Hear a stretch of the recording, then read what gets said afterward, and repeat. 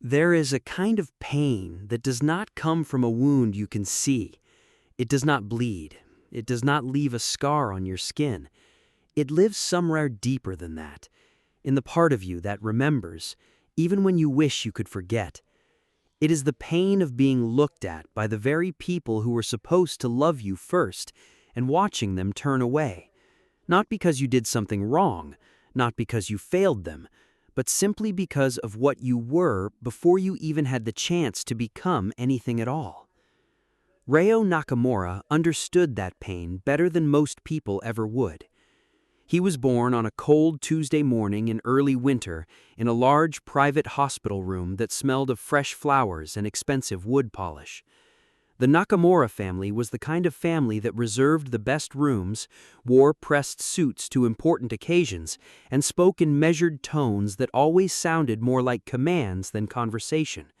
They had money, they had history, and above all else, they had pride. The kind of pride that had been polished over generations until it shone so bright it blinded everyone inside it. When Rael was born, the room was full of people. Aunts, uncles, cousins who had come to the occasion the way people attend a performance, dressed well, expecting something worth watching. Elder Nakamura stood near the window, straight-backed and still, the way he always stood when something important was about to happen. He was not a man who smiled easily. He was not a man who said things he did not mean. And so, when the doctor turned from the small, quiet baby wrapped in white cloth and said the words that changed everything, the entire room held its breath. The doctor said that the baby was an omega. In a world divided between alphas, betas, and omegas, those words carried enormous weight. Alphas were born leaders, strong, commanding, built for authority. Betas were the backbone of ordinary life, steady, capable, unremarkable in the best way possible. Omegas were rarer. They were often deeply perceptive, emotionally intelligent, and gifted with a kind of inner wisdom that the other two types rarely possessed. But in families like the Nakamura family, families built entirely on the idea of dominance and strength, an omega was not seen as a gift. An omega was seen as a problem. Elder Nakamura turned from the window. He looked at the small baby for exactly 3 seconds. Then he looked at the doctor and at the other adults in the room, and he said 4 words in a voice so flat and final that it left no room for argument, no space for mercy, and no door for anyone to walk back through. He said, "He is not ours." And just like that, before Ryo Nakamura had ever cried his first real cry, before he had ever opened his eyes to look at the world that was supposed to welcome him, he was given away. He was placed in the arms of a quiet social worker who carried him out of that warm room and into the cold corridor, while the family behind her went on with the rest of their evening as though nothing of importance had just happened. That was how Ryo's life began. Not with celebration, not with a name spoken lovingly, but with a door closing behind him before he ever got to walk through it. He grew up in a modest care home on the eastern edge of the city, run by a kind older woman named Mrs. Ito, who made warm soup every Sunday and believed firmly that every child deserved to be told at least once a day that they mattered. She was not able to replace a family. Nobody could. But she was honest and she was consistent, and in a life full of uncertainty, those 2 things meant everything to a child learning how to trust the world. Ryo was a quiet boy. He read everything he could get his hands on: history books, science magazines, old adventure novels with cracked spines that someone had donated years before he arrived. He was not the loudest in any room. He was not the one who won arguments or led games in the courtyard. But he noticed things. He remembered everything. And he had a way of listening to people, really listening, without looking at his hands or thinking about something else, that made every person who spoke to him feel, for just a moment, like the most important person in the world.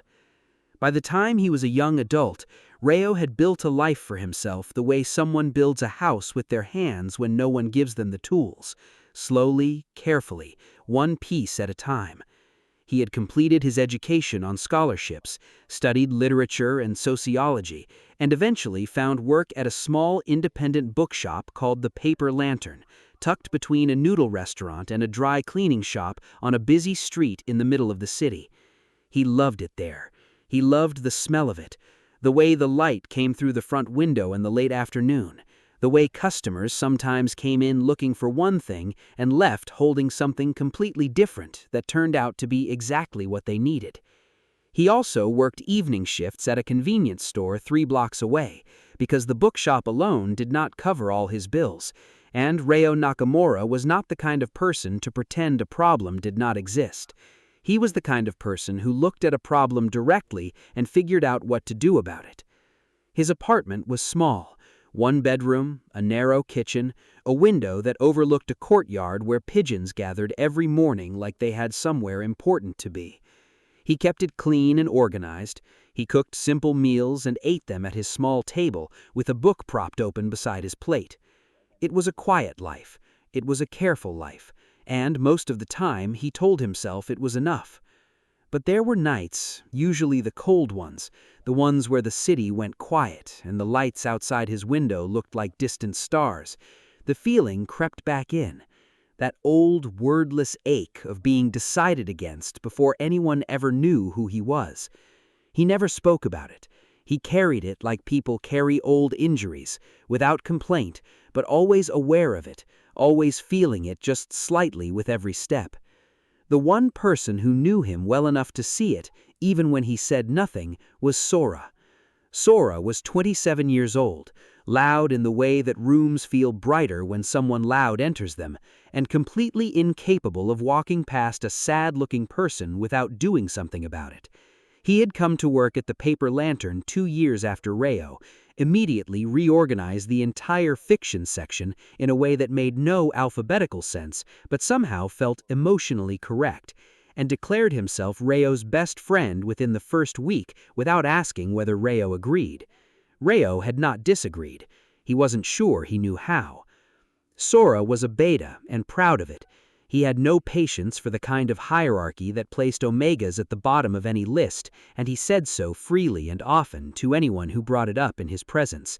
He had a way of making Reo laugh, really laugh, the kind that surprised you, and a way of saying deeply true things in such a casual voice that you didn't realize how much they mattered until later. One evening, near the end of a slow shift, Sora looked at Reo across a stack of books they were supposed to be shelving and said, "You are the most capable person I know, Reo. The world is just too slow to figure that out yet, but it will." Reo smiled, but he had thought about it for days afterwards. On an ordinary Thursday evening in early autumn, Reo came home from his bookshop shift to find a sealed black envelope sitting on the floor just inside his front door, as though someone had slipped it under rather than knocked. He picked it up slowly. The paper was thick and expensive. His name was written on the front in careful, angular handwriting he did not recognize. Inside was a single card, short, no greeting, no explanation. It said, "You will attend the Nakamura family gathering this Saturday evening. Your presence is required. Do not embarrass us. Elder Nakamura." Reo read it twice. Then he set it on his small table and stood very still in the middle of his apartment for a long time, listening to the pigeons settle outside his window, feeling the weight of those words, not the instruction, but what lived beneath it. The complete absence of any acknowledgement that he had spent 25 years building a life without a single word from these people. The cold assumption that he would simply appear when called, like something kept in storage. He told Sora about it the next morning. Sora held the card at arm's length as though it might bite him, read it, and immediately put it back down on the counter like he didn't want to touch it any longer than necessary. "Why would you go?" Sora said. "They threw you away, Reo. They don't get to just call you back when it's convenient."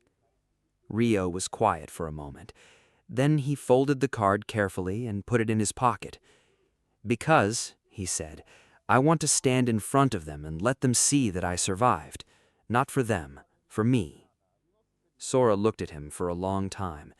Then he nodded slowly and said nothing more about it. The Nakamura family gathering was held in a large private event hall in the wealthier district of the city, the kind of building that had high ceilings and soft lighting, and waitstaff who moved through the room like they were trained never to be noticed.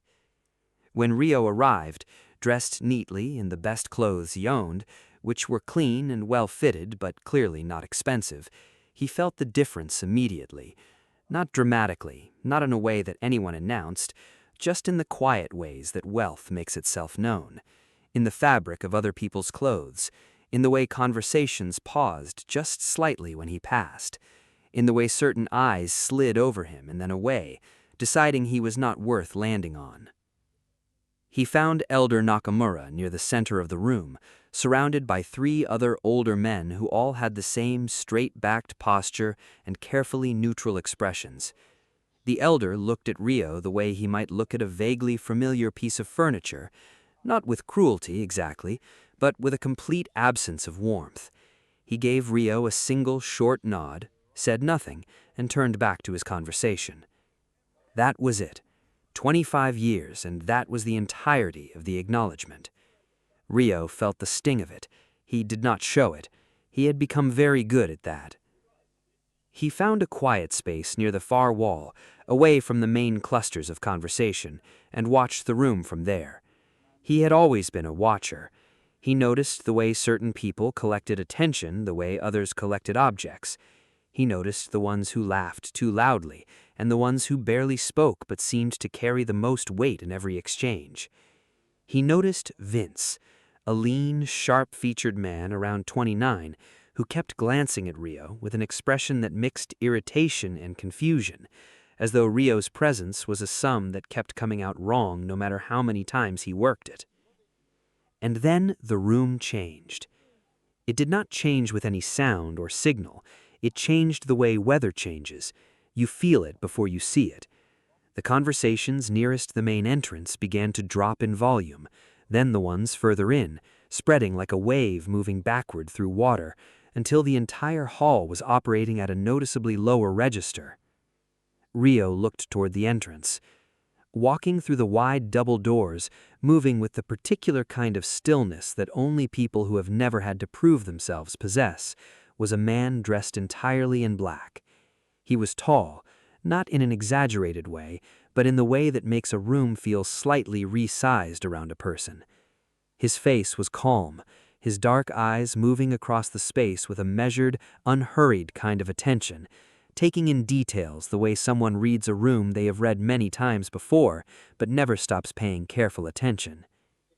Behind him walked a slightly shorter man with a quiet, watchful expression and the posture of someone who was always half a second ready for whatever came next. This was Marco, though Rio did not yet know his name. Around them, the gathering shifted, backs straightened, heads turned. Even Elder Nakamura, who had not changed his posture for anyone all evening, gave a slow, respectful incline of his head. This was Dante Moretti.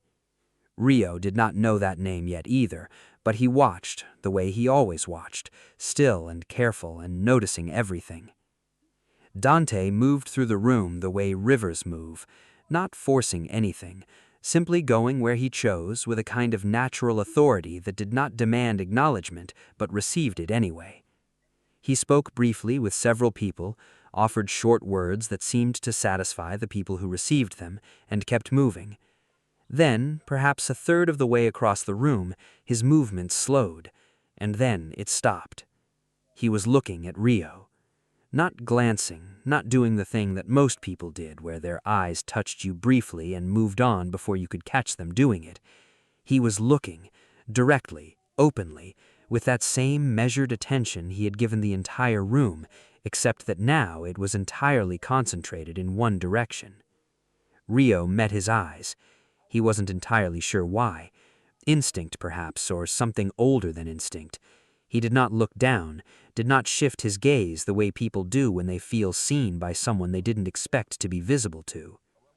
Something moved across his expression, brief as a cloud passing over still water, and then gone. It was not dramatic, it was not readable exactly, but it was real. Rio was certain of that much. Then his attention returned to the room, and he continued moving, and Rio slowly let out a breath he had not entirely known he was holding. Behind him, close enough that Rio caught it, Vince said to someone beside him in a low, dismissive tone, "Why is an unwanted Omega even in a room like this? He doesn't belong here."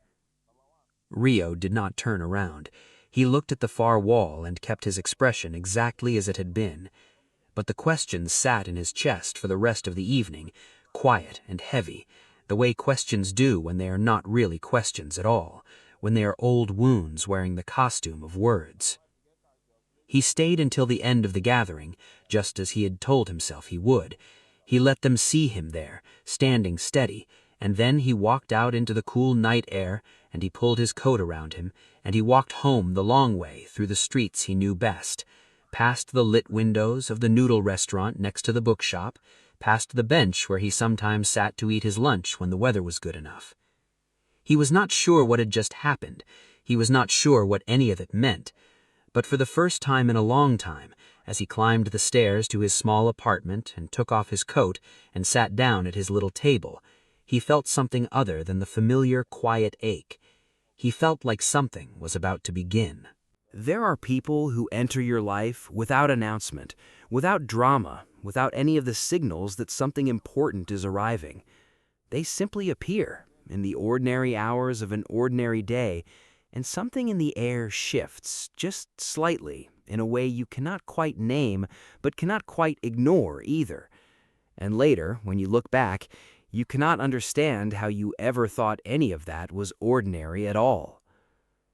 3 days after the Nakamura gathering, Rio was at the Paper Lantern doing the thing he did every Wednesday morning, pulling books from the return shelf, checking their condition, deciding where they belonged. It was quiet work, the kind he liked. His hands knew what to do, and his mind could move around freely while they did it. The door opened, and a man walked in who was not there for books. Rio noticed immediately because after enough years in a bookshop, you develop a sense for the people who are there for something specific versus the people who are there for books. This man, medium height, very neat, with an expression that suggested he had never been uncertain about anything in his adult life, walked directly to the counter with the practiced purpose of someone delivering a message, not browsing a selection. He introduced himself as Marco. He placed a small rectangular card on the counter. He said very politely and very briefly that his employer had noticed Rio at the gathering on Saturday evening and would appreciate the opportunity to speak with him over lunch on Friday, if Rio was available and willing. Then he waited with the calm patience of someone who was used to delivering messages that people needed a moment to process. Rio picked up the card. It was heavy paper, the same kind the black envelope had been made of. But this card said something different. In clean, unhurried handwriting, it simply read, "Mr. Moretti would like to speak with you. Lunch, Friday, M." Sora materialized from somewhere between the travel section and the biography wall with the supernatural speed he always managed when something interesting was happening, and said, at a volume not entirely suited to a bookshop, that this was absolutely extraordinary, and Rio absolutely had to go, and that he, Sora, would personally be devastated if Rio did anything other than say yes. Rio thanked Marco. He said he would think about it. He thought about it for the remainder of Wednesday, all Thursday, and most of Friday morning. And then he put on his coat and went. The restaurant was quiet and carefully chosen, the kind of place where the tables are far enough apart that no one can overhear your conversation, and where the staff understand that good service means being available without being present. Dante Moretti was already seated when Rio arrived. He stood when Rio entered. That was the first thing that surprised Rio. He had not expected to be stood for. He was not used to it. They sat across from each other in the kind of silence that happens at the beginning of conversations between people who are still working out how honest they want to be. The menus were brought. They ordered, And then Dante, without any of the social warm-up that people usually perform, asked Rio a direct question. He asked what Rio was reading. It was such a simple question, such an ordinary question. But Rio had spent so many years having conversations where people asked questions they didn't actually want the answers to, questions that were just sounds filling space while both people waited to say what they had actually come to say, that a question that was genuinely curious felt like water after a very long time of being thirsty. He answered honestly. He told Dante about the book he was currently in the middle of, a dense, fascinating history of how cities change over generations, how the buildings stay, but the souls of neighborhoods shift. He expected the usual response, a polite nod, a brief sound of acknowledgement, and a pivot to something the other person actually wanted to talk about. Dante asked a follow-up question, then another. He was not performing interest. Rio could tell the difference. There was something in the quality of Dante's attention, the way his eyes stayed steady, the way he did not reach for his phone, the way he waited fully for Rio to finish a thought before beginning his own. He was actually listening, not to be polite, because he wanted to know. By the time their food arrived, they had been talking for 45 minutes, and Rio felt something happening that he could not entirely account for, a loosening somewhere in the part of him that was always, in every conversation with every person, just slightly braced. Dante said something near the end of the lunch that stayed with Rio for a long time afterwards. He said it without particular emphasis, without making a moment of it, in the same even voice he used for everything. I heard what your family has said about you over the years. I also watched you at that gathering on Saturday evening, watched how you stood in a room of people performing for each other and how you simply did not. You were just there, still and real, while everyone else was doing theater. That kind of steadiness is rarer than most people understand. Rio did not answer immediately. He was not sure what to say to that. He had been called many things in his life, but steady and real were not usually among them. Usually the words that arrived in his direction were quieter, less generous. Usually they sounded more like Vince's words than Dante's. He said, finally, that he appreciated Dante saying so. Dante said it was simply the truth, and that he made it a practice not to say things he didn't believe were true. They parted that afternoon without any formal plan, but with the understanding, unspoken but clear, that this was not the only time they would speak.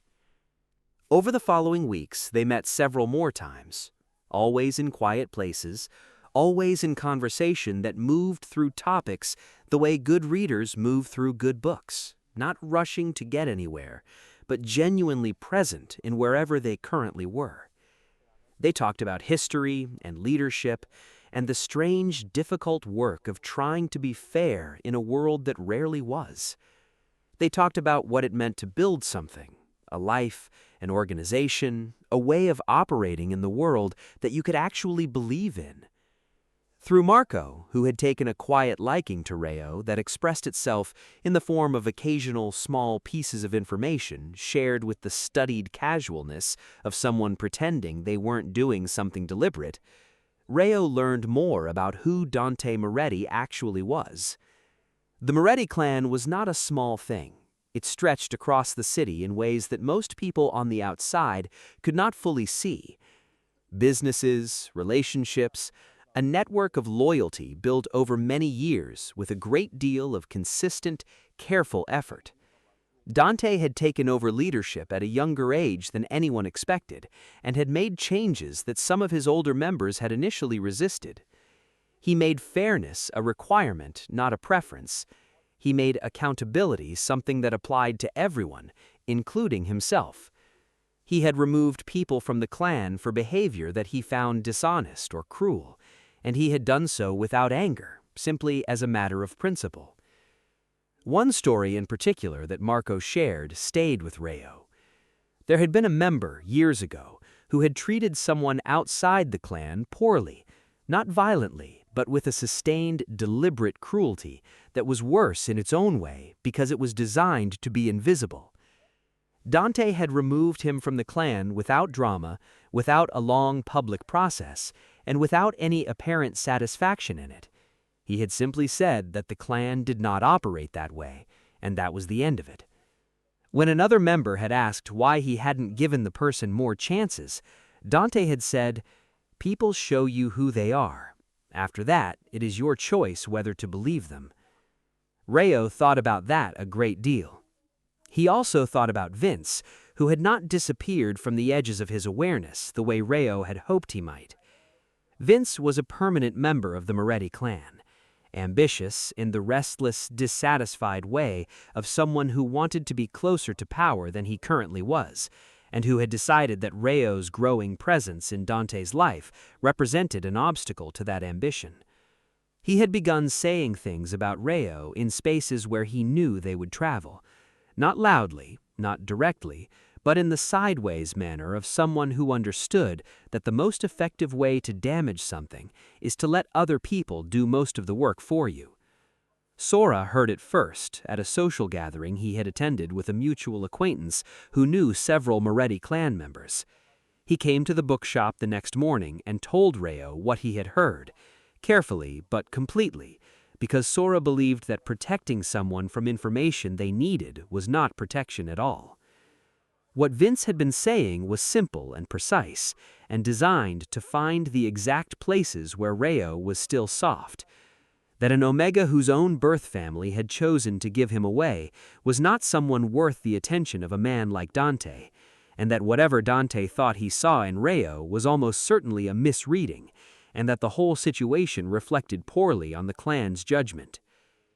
Rayo listened to all of it without interrupting. When Sora finished, he was quiet for a moment. Then he said he had to finish shelving the morning delivery, and went to do exactly that.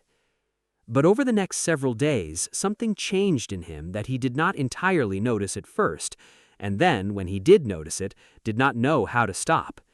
He became slightly more careful in his conversations with Dante, slightly more measured. He began leaving earlier from their meetings, offering small, logical reasons that were technically true but not the real reason. He gave himself very convincing explanations for doing this, that he was being sensible, that he was not reading too much into a situation that might be simpler than he was making it, and that it was reasonable to put a little space between yourself and something that other people had started looking at too closely. What he was actually doing, if he was willing to name it honestly, was retreating, back to the place where the walls were familiar, back to the careful distance where nobody had the angle to make him feel rejected again. It was not a decision he made, it was something older than decisions, a reflex, the kind that gets built into you before you have the language to question it. Dante noticed within a week.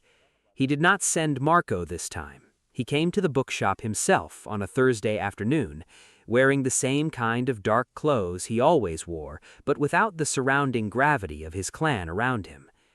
He walked in while Rayo was near the back of the shop reorganizing the poetry section, picked a book off a nearby shelf with the energy of a person who had come with something specific in mind, but was willing to be patient about how he arrived at it, and read the back cover with somewhat unconvincing interest.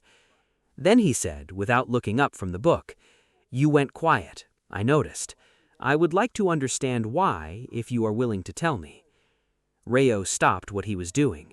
He held the books in his arms and thought about the careful, self-protective answer he could give, and then thought about what Dante had said at their very first lunch about only saying things he believed were true. He told him, not every detail, but the real shape of it, that he had heard what Vince was saying and that it had landed in exactly the places where the old doubts lived, and that he had started pulling back not because anything had changed between them, but because some part of him had decided to get there first before something else could go wrong. Dante put the book back on the shelf. He turned to look at Rayo with the full weight of his attention. He said, "Other people's opinions of your worth are not facts, they are opinions, and I have spent time forming my own.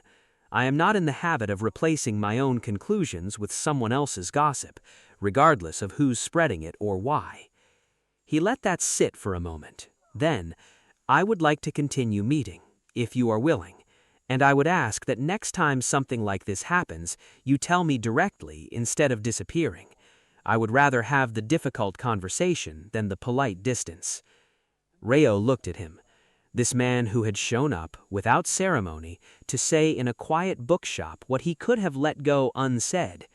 This man who noticed, who did not perform noticing, but simply did it, as natural as breathing. He said yes, he was willing. After that, something settled between them, not dramatically, not with any announcement, but the way the air settles after a storm has passed and the world goes cleaner and quieter than it was before. They met, they talked, they learned each other gradually and without hurry in the way that real understanding of another person takes real time and cannot be rushed without damaging the thing you are trying to build. Dante was teaching Reo, without meaning to, that receiving care was not the same as becoming dependent on someone else, that letting another person see you clearly was not a vulnerability to be managed, but a form of trust that took more strength than staying hidden.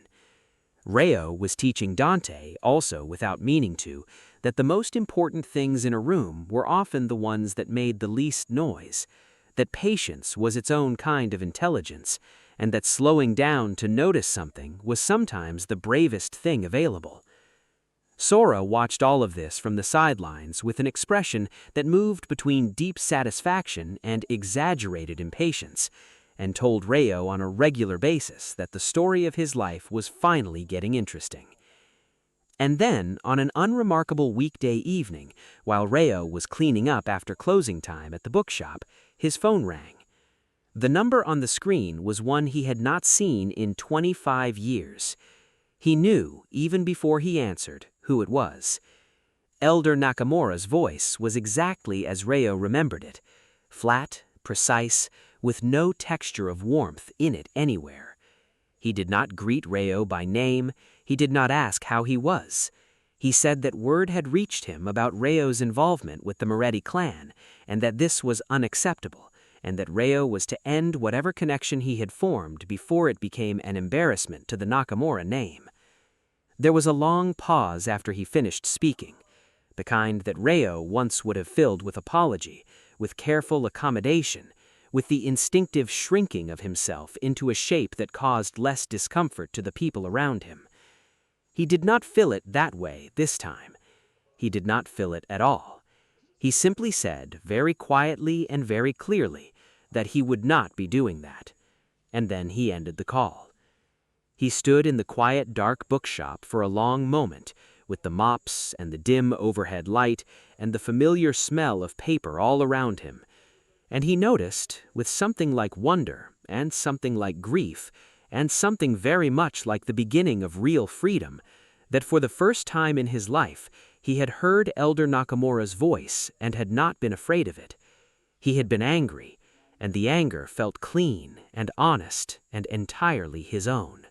There is a moment in every person's life, if they are lucky, and sometimes even if they are not, when the story they have been quietly telling themselves about who they are gets interrupted by something real, not something they imagined or hoped for or worked out in theory during the long, quiet hours when the city is asleep and the mind runs free. Something that actually happens in an actual room, in front of actual people, something so undeniable and so complete that it reaches back through all the years before it and changes the meaning of everything that came first. Ryo Nakamura had spent 25 years believing in the quietest and most unexamined part of himself that he was someone things happened to, that he was someone who stood at the edges of rooms and watched other people occupy the center, that the story of his life was fundamentally one of absence, of what had not been given, what had not been chosen, what had been taken before he ever had the chance to hold it. He did not know yet that he was about to find out that he was wrong. The Moretti clan held its annual full assembly in the third week of autumn every year. It was not an event that was announced broadly or discussed in casual conversation.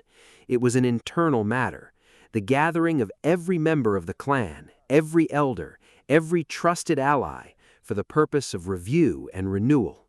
What had been accomplished in the year behind them, what was planned for the year ahead, any matters of significance to be formally acknowledged by the group as a whole.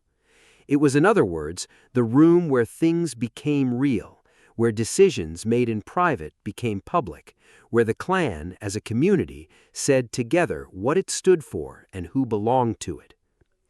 Dante told Rio about the assembly on a quiet afternoon in the same restaurant where they had first eaten lunch together. He said it without building up to it, which was his way with things that mattered, just placing them clearly in front of you and letting you decide what you thought. He said he would like Rio to attend as his guest. He said it was not a small thing to ask. He wanted Rio to understand that. Rio understood. He knew enough about the Moretti clan by now, through his own observations, through what Marco had gradually shared, through the simple accumulated weight of months of genuine conversation with Dante, to know that a guest at the full assembly was not a casual or decorative thing. It was a statement. It was Dante, in the most formal and witnessed context available to him, choosing to place someone beside him. He said yes. He had known somewhere during Dante's very careful and honest explanation that he was going to say yes, not out of obligation or sentiment, but because over the months they had spent building something real between them, he had stopped believing the old story that said he was not someone worth being beside. The assembly was held in a large hall in the Moretti clan's main building, a space that managed to be both grand and functional, full of long tables and practical lighting and the kind of organization that spoke to years of established habit. When Rio arrived with Marco, the hall was already populated by dozens of people, all of them belonging to a world that was not originally his, all of them aware that he was there and aware of what that likely meant. The silence that greeted his arrival was not the silence of hostility, it was the silence of attention, of a room full of perceptive people recognizing that something significant was happening and deciding to pay careful attention to it. Several people nodded to him. Some looked curious. A few looked uncertain in ways that were not unfriendly. And Vince looked across the room at him with an expression that contained all at once calculation and resentment and the particular tension of someone who has decided that today is the day they make their move.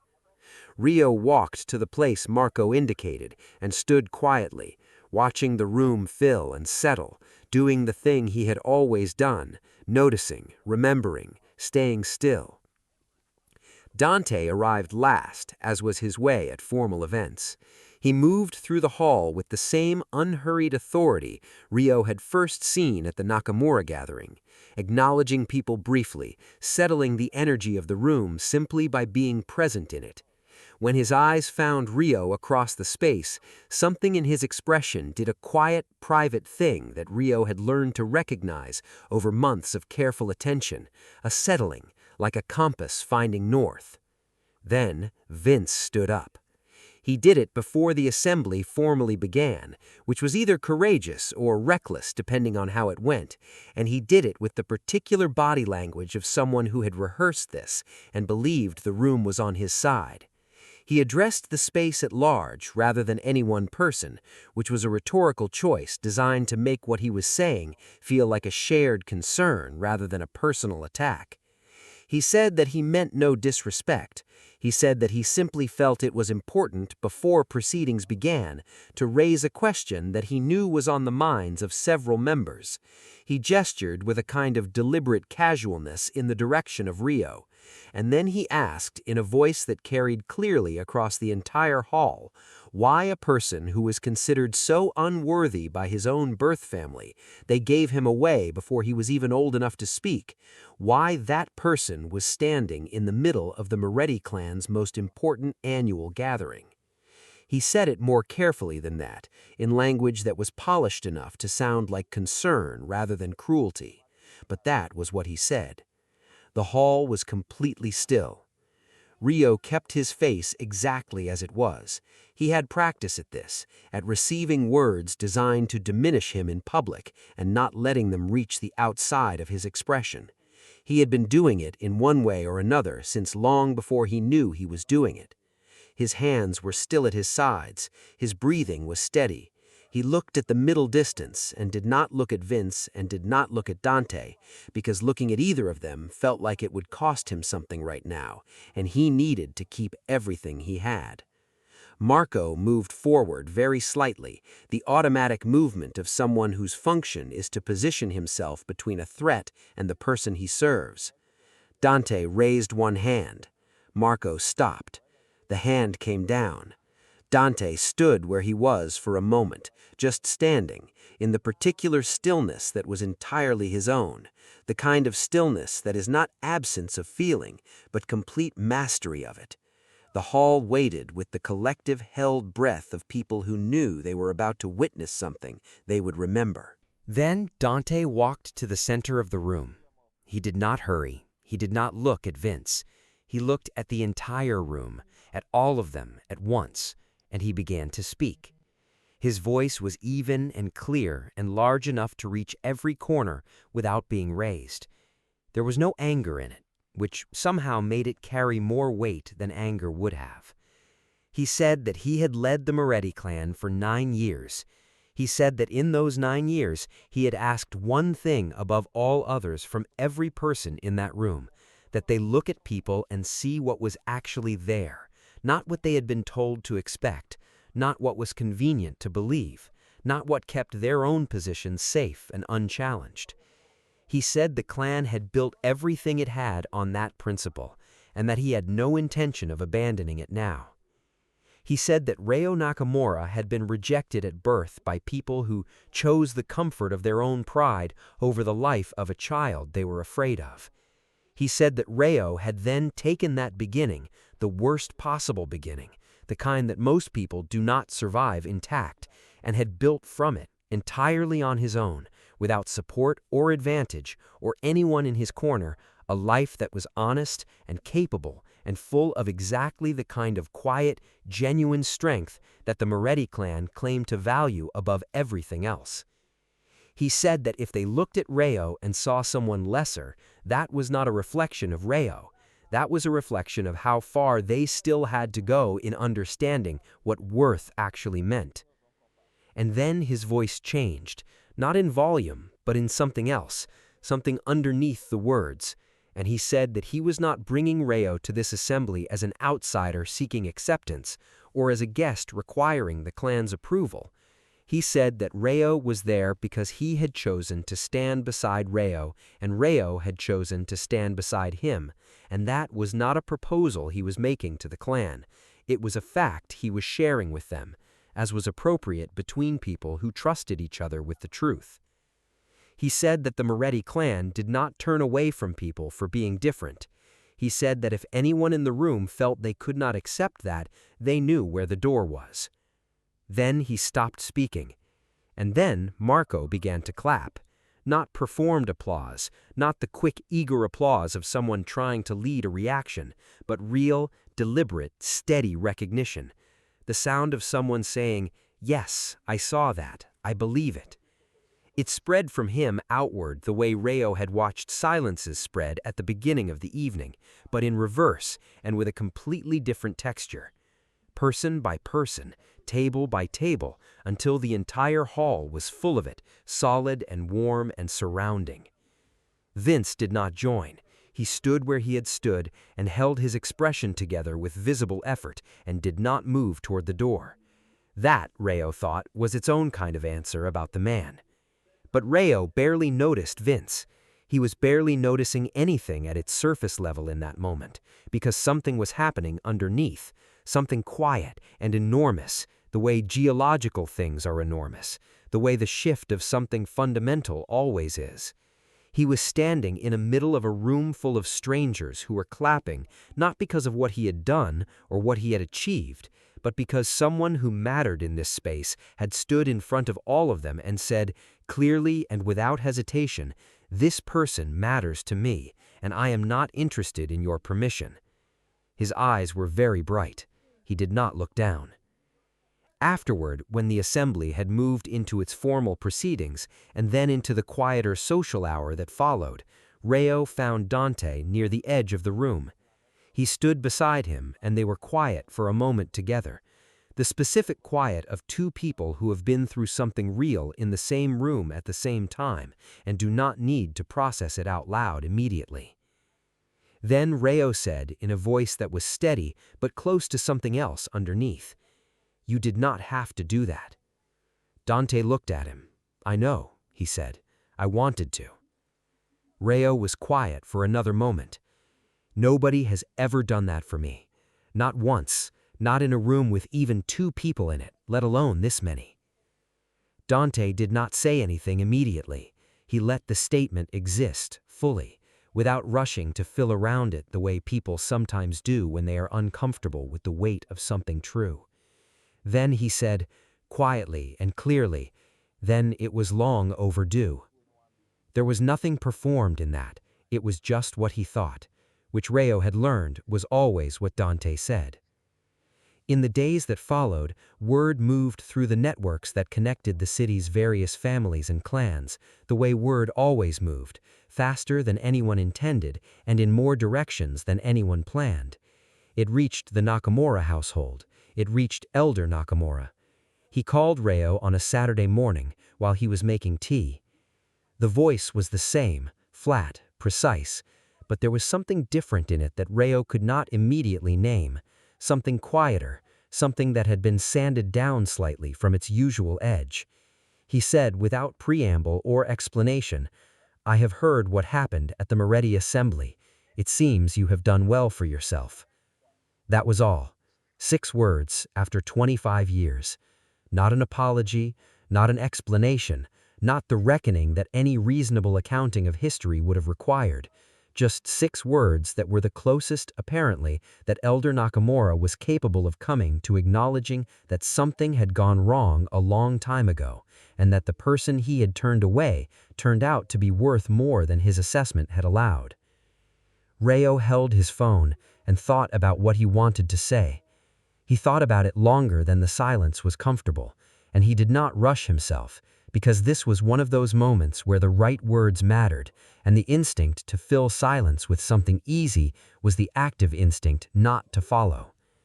Then he said, quietly and clearly, "I know. Goodbye, Elder." And he ended the call. He set his phone on the kitchen counter and stood in the morning light coming through his small window, with the pigeons making their usual sounds in the courtyard below, and he felt the full weight of that sentence settle, not painfully, but finally, the way something settles when it is finished, rather than just paused. He was not healed of everything in that moment. That was not how any of this worked, and he knew it. The years did not simply rearrange themselves because one conversation had reached a different ending than all the ones before it. The careful habits he had built for surviving as someone the world had told was unwanted, those would take time to dismantle, piece by piece, in the safe company of someone who had decided to show up and keep showing up. But he was not the same person who had stood at the edge of the Nakamura gathering 3 months ago, watching a room that had already decided it did not have space for him. He was not the same person who had spent decades making himself small enough to be manageable, quiet enough to cause no inconvenience, invisible enough that rejection would at least feel consistent with his surroundings. He was someone who had stood in the center of a room and been spoken for, not because he needed someone to speak for him, but because someone who understood what it meant to mean something had chosen to make that meaning visible to everyone without hesitation and without apology. He kept his job at the Paper Lantern. He kept his small apartment, at least for a while, because the things you build for yourself have a particular value that is different from the things handed to you, and he was not ready to simply close that chapter as though it had not mattered. He kept Sora, obviously, because some constants in a person's life are non-negotiable. And he kept Dante, not as something he had been given, but as something they were building together, the way the best things are always built, which is slowly and honestly and with full knowledge of who both people actually are. The last image of this story is a quiet one, a room lined with books, with two armchairs positioned at comfortable reading angles, with afternoon light coming through a tall window and making long rectangles of warmth across the floor. Dante is reading something dense and historical. Rio is reading something that keeps almost making him smile. Neither of them is performing anything. Neither of them is being watched. They are just there, together, in the specific and irreplaceable peace of being fully known by another person and staying anyway. Sora, who had somehow talked his way into narrating the end of this story in Rio's imagination, would have said, Rio spent a long time believing that being rejected first meant he was meant for something smaller. But some people are not turned away because they are less. They are turned away because the people doing the turning were not yet ready for how much they actually were. And Rio, reading his book in his armchair in the afternoon light, would have smiled at that. Not because it erased anything, but because it was true. If this story stayed with you, if Rio's journey from rejection to belonging spoke to something in you, then share it with someone who needs to hear it today. Sometimes the right story finds the right person at exactly the right moment. Like this video, subscribe and hit the bell. Drop a comment below. Share this story. We will see you in the next story. Keep going.